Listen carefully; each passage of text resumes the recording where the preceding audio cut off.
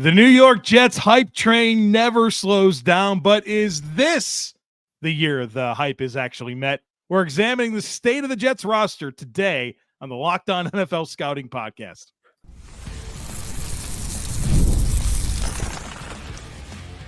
You are Locked On NFL Scouting with the Draft Dudes, your daily podcast for NFL and college football scouting. Part of the Locked On Podcast Network, your team every day. What's better than this? It's guys being dudes here on the Locked On NFL Scouting Podcast. We're the Draft Dudes. I'm Joe Marino from Locked On Bills. He's Kyle Crabbs from Locked On Dolphins. And we are your NFL experts here with you daily to talk team building across the league on the Locked On NFL Scouting Podcast with the Draft Dudes, part of the Locked On Podcast Network, your team every day. I want to issue a big thank you, shout out, and welcome to our everydayers. Those of you who make Locked On NFL Scouting your first listen every day, we appreciate y'all being here very, very much. Today's episode is brought to you by Game Time. Download the Game Time app, create an account, and use code LOCKEDONNFL for $20 off your first purchase. Terms apply. Got a little shady in here. The cold open.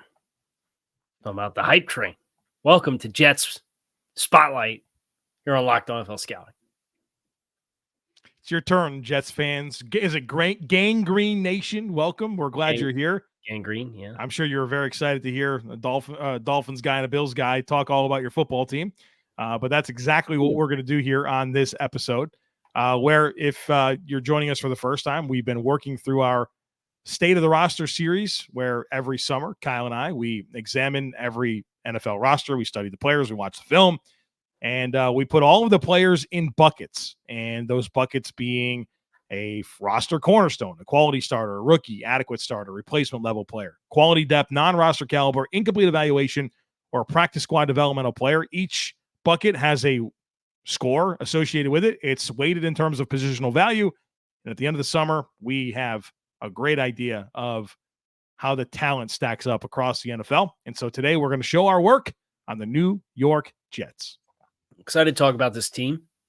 It is one of the more fascinating teams for the sense of you're trying to figure out who and what they are with this new direction that they were expected to have in 2023.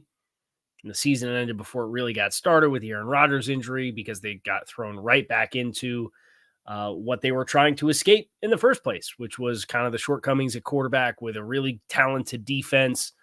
And I think you look at what the Jets did this offseason to invest in the offensive line and protect Aaron Rodgers. And they got a little bit of an idea of what kinds of skill players they did and did not have. And I think you saw the investments there with draft selections in Malachi Corley and Braylon Allen and Mike Williams added in free agency. And it certainly, there's an investment there that I think as we get ready to talk about the offensive side of the ball for the Jets, you certainly feel like they're better positioned than what they were last year at this time going into the season, despite I think what the perception was with Aaron, with Garrett Wilson and getting Alan Lazard and Dalvin Cook with Breece. And their actions told you that aside of the Aaron injury, there was a lot more work to be done on the offensive side of the ball this offseason.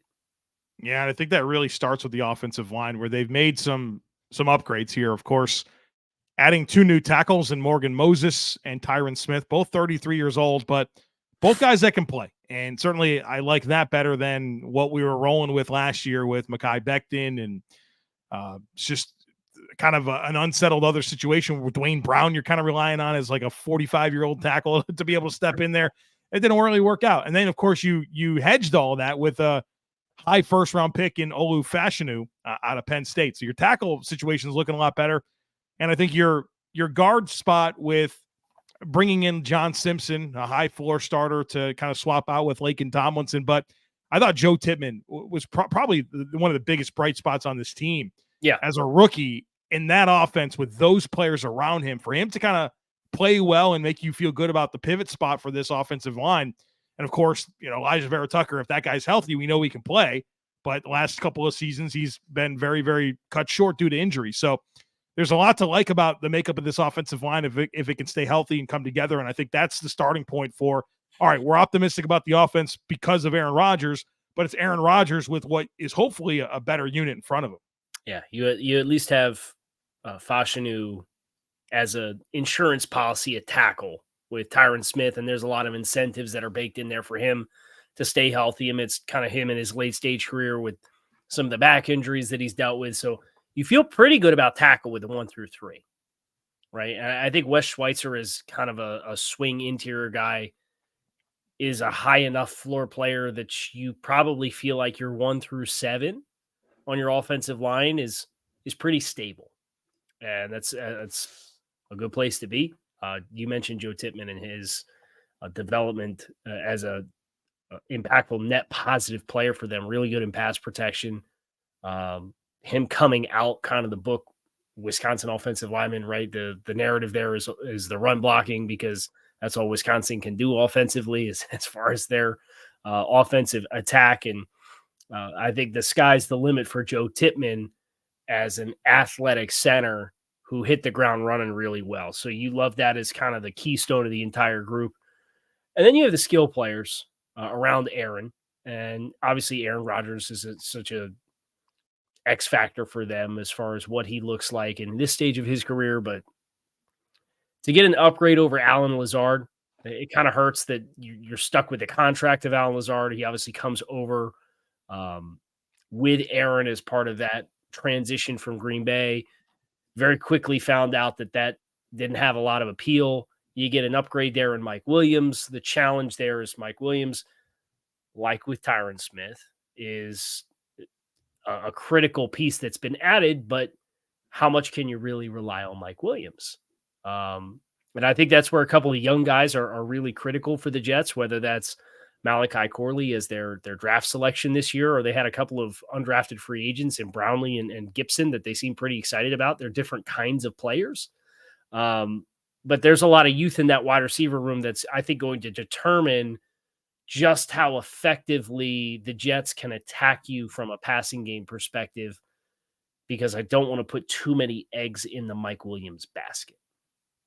I think one of the other bright spots, kind of keeping with the skill players, is what Breece Hall was able to do last year, coming back from the ACL. And in totality, not a good offense, right? 29th in scoring, 31st in yards, but Breece Hall still touched the ball 299 times, had over 1,500 yards from scrimmage, despite the circumstances of being a team that nobody's afraid of your ability to throw the football with an offensive line that was just revolving door all season long. And so Breece Hall kind of obviously flashed a lot as a rookie, and then had the injury, came back, and looks like he's primed to be one of the most productive backs in the NFL moving forward.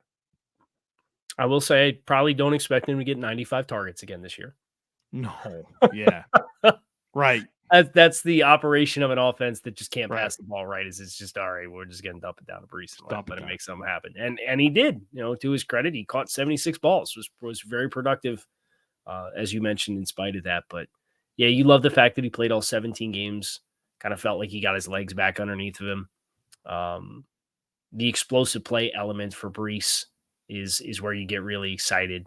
And with a more well-rounded and complementary offense, maybe the touches go down.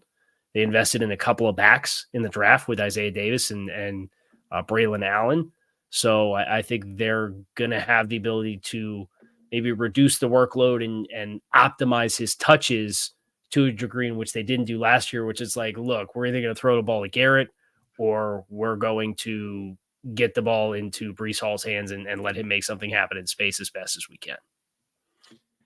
All right, we will continue talking offense. We'll talk, of course, about the strength of the Jets, which has been the defense. All of that coming up and more, so be sure to stick with us.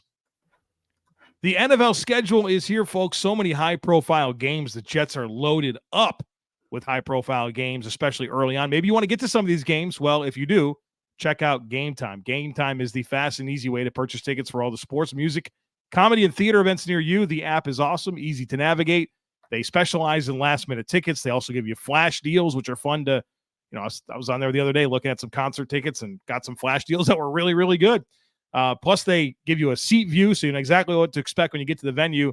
Plus, when you buy a ticket from Game Time, they send it straight to your phone, so you don't have to dig through your emails to find it. But my favorite feature, the all-in prices. You know exactly the price you're going to pay from the outset. No surprise processing fees coming later in the purchase. So take the guesswork out of buying tickets with Game Time. Download the Game Time app, create an account, and use code LOCKEDONNFL for $20 off your first purchase. Terms apply. Again, create an account and redeem code LOCKEDONNFL. That's LOCKEDON NFL for $20 off. Download the Game Time app today. Last minute tickets, lowest price guaranteed.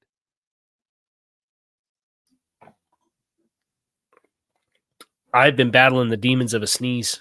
Oh, no. The entire first segment. It finally got me in the ad read. I think you missed it because you have the script up, but yeah, I do want to acknowledge that happened. Bless you. Bless you, Kyle. Thank you. Bless this Jets defense for what they've had to try to work with as far as complimentary football the past couple of years, because the talent's there. And, say what you will about Robert Saleh, the questions as a head coach, but this defensive scheme with this talent has been it's been the backbone of this Jets defense the past 2 years, in which they've been a tough out, even when they're not winning a lot of games. I think 7-10 each the last 2 years, but they have been in a lot of football games, and their defense has done a lot of the heavy lifting for that to be the case. They're 4th and 3rd, respectively, in each of the last 2 seasons in yards allowed defensively. Man, like you said, no complimentary side of that being from the offense to really help them out. This team, like the starting lineup is good. I mean, everywhere it seems really, really good. There's some transition and there's some depth questions, but I mean, if you're going to put out there, you got Jermaine Johnson, who's really come into his own as an edge rusher. Haason Reddick, hopefully whatever's going on there, hopefully Robert Saleh can get him on the phone. They can figure out what's going on, because that's an impactful dude. I mean, for as good as Bryce Huff is, and I think he's a really good player, Haason Reddick kind of takes that role to another level. Quinnen Williams, one of the best defensive tackles in the NFL, and like that up front is so big. And I think they're going to need for Will McDonald to come into his own here and help this team that likes to rotate a ton. But on the edge, you feel good about it. On the inside, I might have some questions though, Kyle. I mean, Quinnen Williams is unbelievable, but I don't love this group around him. They bring in Javon Kinlaw, who I think has been just a colossal disappointment. Doesn't defend the run. Solomon Thomas, who's kind of this like reduced inside, really kind of built like an edge, plays inside. He's a depth player. And Leki Fotu, kind of their big-bodied option to be a nose tackle. I think this team is going to be stressed a little bit with maybe their depth on that inside. And I know they had Quentin Jefferson last year, but I feel like that's my question mark right now as we look at this front. How much do we have around Quinnen on the interior defensive line? And just looking at the snap counts last year to kind of get an idea for what the workloads are going to look like. And they were relatively healthy defensively last year. I know they lost Chuck Clark before the season started, but the vast majority of that unit was pretty solid throughout the course of the year. Quinnen played about 800 snaps. Jermaine Johnson played about 750 snaps. John Franklin Myers is an outgoing name along with Bryce Huff, who you mentioned. Franklin Myers was the 3rd highest snap taker on the defensive line. So you assume that's probably what Haason Reddick will take into. Then Solomon Thomas played about 500 snaps. Bryce Huff played about 500 snaps. Quentin Jefferson played about 450 snaps. Michael Clemens played about 350 snaps. So, like you said, a lot of volume there. And they're going to need each one of these guys on the 2 deep with Johnson and Reddick and McDonald and Clemens on the edge.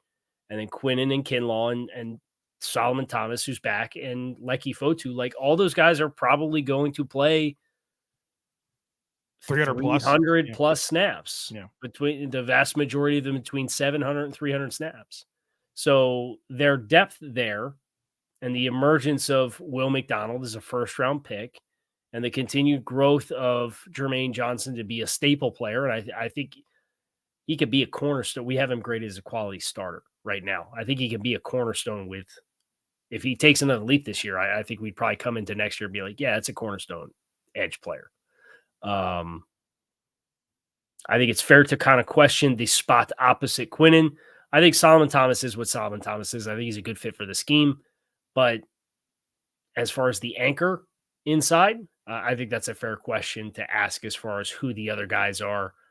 Al Woods was brought in, but really didn't play. I think he gave him like 150 snaps last year. So that's where you look at the Jets up front, and I think it's fair to ask the question. But behind that, It's about as good of a starting lineup group. I think there's some questions with the safeties, with Chuck Clark coming back from the injury and Ashton Davis. And then Tony Adams kind of thrust into a pretty big role and played pretty solid football. I think they're probably pretty excited about Tony Adams. But this feels like a team with a couple of big name free agent safeties that are still out there. If you told me they went out and found one, I wouldn't be overly surprised. But Simmons and Quandre Diggs are still sitting out here in addition to a bunch of other safeties that have played a lot of football and play good football.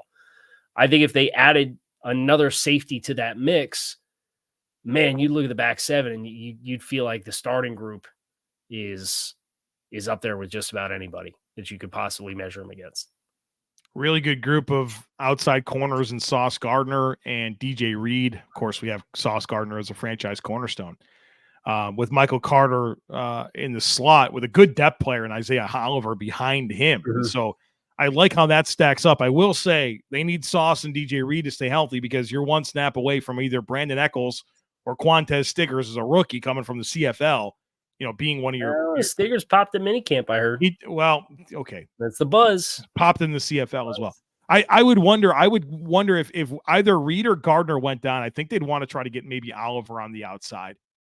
And he's got the flexibility to do that. I don't really have any concern. Yeah, I think he could do that just fine, especially in this scheme, right? This was the type of defense that you always thought was the right fit for Isaiah Oliver coming out of college. So I think that maybe helps you sleep a little bit better at night as far as some of the questions about who the third outside corner is and is Stiggers ready for it or is Eccles going to be that guy when he really, I think the fourth-year player. I think he's played like 300 snaps in 3 seasons or something like that. So it just hasn't been there, right? And they haven't needed it to be. And those guys each played over the starters, Gardner and Reed each played over 1,000 snaps last year defensively. So they haven't needed it. And ideally for them, this would be another year in which they don't need the depth. And if they don't, hey, you keep rolling, you're gonna be just fine. Yeah, I think the defense is going to be really good once again. I think it will be helped by a better offense. I think the depth here, I think across the board is where, all right, you tell me everyone's healthy, we're good. But between some of the rotational depth up front and then we can't, Quincy Williams or CJ Mosley, neither one of them can get hurt. Ideally, none of our corners get hurt.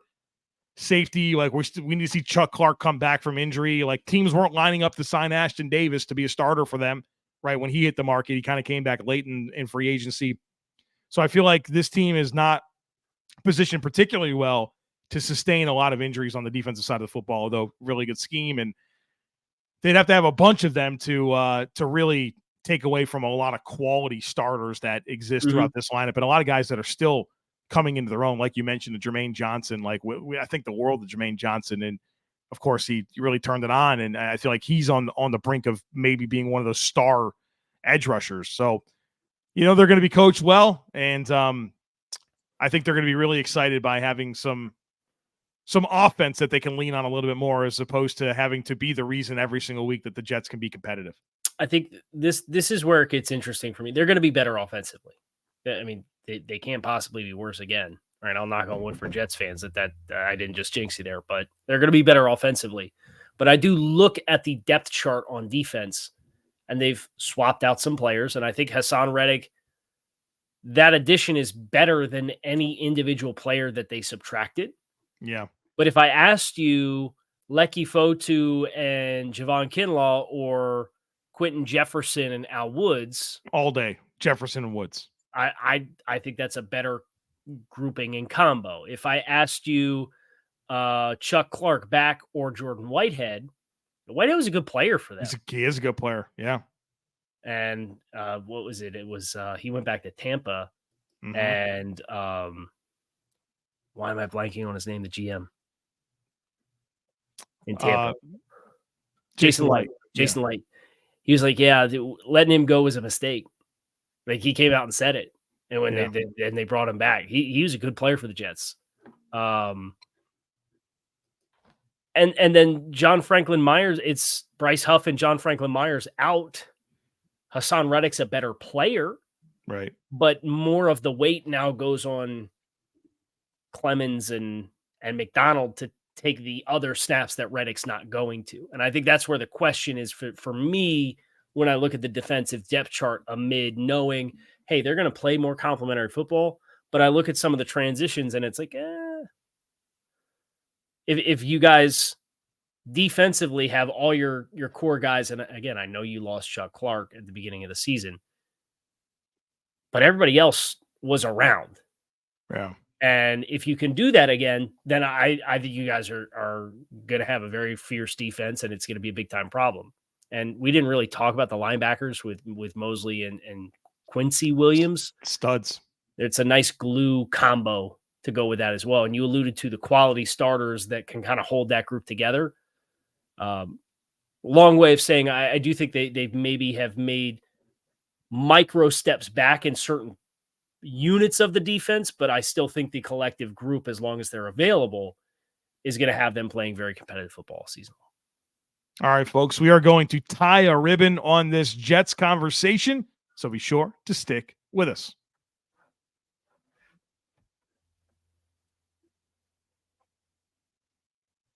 No sneezes this time. Happy to report. Well, how about the NFL putting the New York Jets right back in the spotlight? Monday Night Football. They always won. They always won, they said. At the 49ers. Fascinating. This team is loaded with primetime affairs, particularly early in the season. Mm-hmm.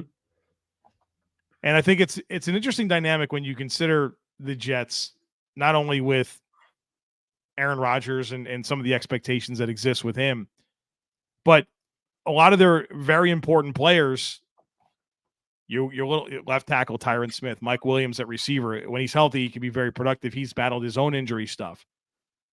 I think these guys got to stay healthy. I think that's a big storyline for the Jets is they were healthy on defense last year, like you pointed out, but offensively that wasn't the case. Hopefully that can be the case this year, or else they're not going to meet the expectation. And if that's the case, I think this is like very much a do or don't season for Joe Douglas, for Robert Saleh. Like this is the path you're going. And I know Rodgers, whatever he's going to play 2 years, who knows what the reality is. But if they can't make it work this year, you feel like you're right back to square one. Well, I think that's it's a fair thing to invoke. And every year there's 3 or 4 teams that you look at before the season and you have a certain expectation, and they are the teams that just get wailed and hammered with injuries and they don't perform to the expectation. That was the Jets last year. They were one of those teams. And I think that the storyline of, on paper, this group looks very competitive and very talented and capable of winning a lot of football games. But the individual players that they've collected in their respective chapters of their career amidst the injury questions is I think there's a lot of high risk, high reward. And I think that's, if it does not manifest for the Jets, to your point, I think they will be deep enough into it where they're eventually going to say, we got to make some fundamental changes because we've invested a lot. We've put ourselves out there. We've shortened our window based on what we did at the quarterback position. And if it doesn't happen, then you probably are looking at a pretty significant transition at the end of the year. So it is it feels like a do or die season, I think, for the Jets. And so much of that rests in Aaron Rodgers. And I mean, you can, on one side of it, you could say Aaron Rodgers, 2021, 2022, 2020 and 2021, NFL MVP, back-to-back years. Unbelievable. That was a long time ago, Joe. I think that's fair to point out. Then he's 40 years old, coming off of an Achilles injury where he played less than 5 snaps last year, and 2022 was objectively his worst season as a pro. Like, if you just look at the trajectory here, there's plenty to be concerned about. However, that's your ticket. How good is Aaron Rodgers going to be for this team to pair with that defense? And how does he elevate guys like Garrett Wilson, who's back-to-back 1,000-yard seasons to start his career with horrible quarterbacks, right? Like, Good on him to be able to produce like he has. But it's obviously the defense, the O-line staying healthy. It's also just as much about Aaron Rodgers and him at this stage in his career to meet the promise and hope that I think so many Jets fans have. I got to go out and do it. Any final thoughts on the Jets? What's funny is I'm looking at Aaron Rodgers' Pro Football Reference page. And if there's ever was a good reminder that wins aren't a quarterback stat, it's that Aaron Rodgers is 1-0 as a starting quarterback for the New York Jets. That's right. Courtesy of the punt return in overtime. You know, you could say courtesy of that. I would say courtesy of maybe Josh Allen, 3 interceptions. Courtesy of Breece Hall ripping a 9,000-yard run off. You know, courtesy of a lot of things. But, you know, he's undefeated. He's never lost a game as a starting quarterback of the Jets. It's true. It's very true. So maybe I guess that's the biggest optimistic note we could possibly end on is Aaron Rodgers never lost a start with the Jets. You get him back healthy this year, and we shall see. Now, we have the New England Patriots tomorrow on the show, and then we're going to wrap up on Friday with the tier maker. We're going to put all the position groups in a tier and rank them 1 through 4. We'll get a little bit more into the details of that on Friday. So you're going to find us on YouTube or wherever you listen to your favorite podcast. I'm Kyle Crabbs. He's Joe Marino. Come back and see us the rest of the week as we finish the AFC East spotlights. We hope to see you then.